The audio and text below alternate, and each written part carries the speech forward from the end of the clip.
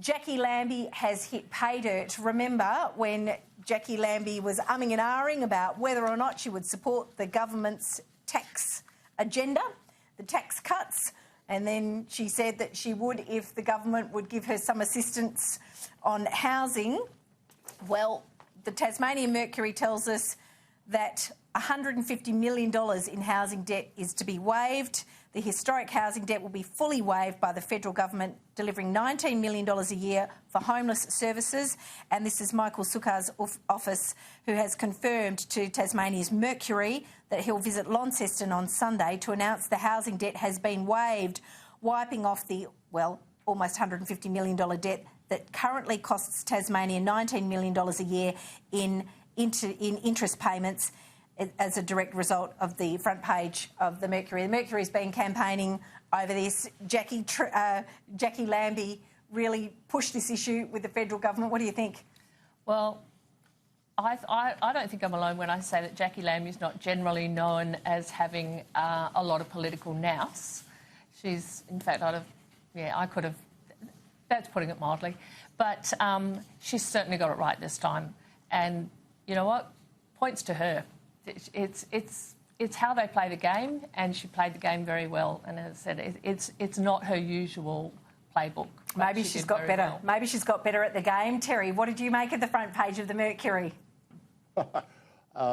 Yeah, I think Jacqui Lambie is channeling the ghost of Brian Harradine, who was managed, and I was involved in my time working in the Howard government in negotiating with him. Could screw anything out for the benefit of Tasmanians in order to get a piece of legislation through. I mean, that's yeah, look, I think compared to her first incarnation as a senator, I think the way that she handled this particular negotiation over the tax cut package shows that, one, she's learned, and two, probably she's got some very good staff. And just before we go to the break, Denise, I think Jacqui Lambie might get a few pollies offside with this one. I think the electorate's going to love it. I think you at home are going to love what Jacqui Lambie's saying on the front page of the Mercury tomorrow. She says welfare recipients have once again been threatened with possible drug testing trials, but Jacqui Lambie says politicians should be tested too.